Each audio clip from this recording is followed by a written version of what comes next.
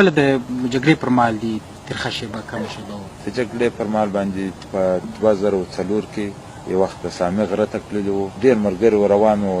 یو طالب مې نیولی وو، هغه خطا ایستو چې په دې ځای کې زموږ مرکز دی. نو موږ ولا نور ملګري مې هلته د مرکز دی، موږ راځه راویښ. موږ یو غلطیا وکړله، د دې ځای پر پښو ورسره روان شو. بیا چې موږ د ډېر ځای په موټان کې بیا پر پښو د هغه ځای هغه چې ولاړو 2 کسه وو، پر پښو باندې دا شپه مې ټوله مزل وکړي. دا بله ورځ 2 بجې ته چې دا ځای ته رسېدو، 14 کسه پاس هغه ځای ته چې وسو، هغه مې پښې تڼاکې بهرحال ته میسره پاتې سو، راوتلی هم نه سو، بند هم پاتې سو، خپله راختلی هم نه سو. نو هغه ډېره سخته ورځ وه.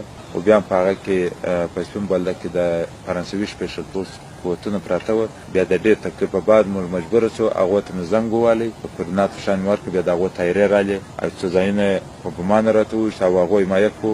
بیا موږ بیا پر حیوانانو باندې ځانونه وتړی، د کم راووتو دغه درې څخه چې راوتی نو د پښو د حرکته لوېدلي. نو دا ډېرې ترخه شېبه وه. او داسې کومه ورځ هم راغلې چې په جګړه کې مو مهمات یا مرمۍ خلاص سوي؟ خو د هغه ورځ وه چې ډېر سخت و. نور هم ډېرې پېښې راغلي، خو دغه ډېره سخته ورځ ما درته وویله چې هر څه م پاتې هر څه نفرنګرده پر لارې په جاده د پښو لوېده. موږ چې هغه 14 کسه زه م ځوان وم، په هغه شپه کې چې ولاړو هغه ځای ته ورسېدو، باره میسره هم سو، حرکت مې هم نه سو کولی، د پښو هم نه و، د حرکت هم نه و.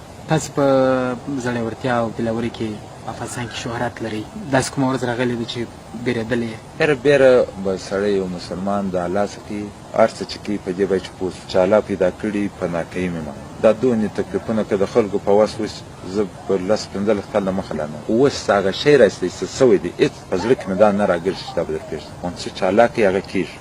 خپل کوشش کوو، داسې هم نه دی چې ځان د بام راغورځو چې زه الله نه یم خوښ کړی نو زه دا نه غورځم که لاس ماتېږي کوم پښه. خپل کوشش کوو چې الله پاک څه کړي هغه کېږي، څوک یې به چا وایي نه شي.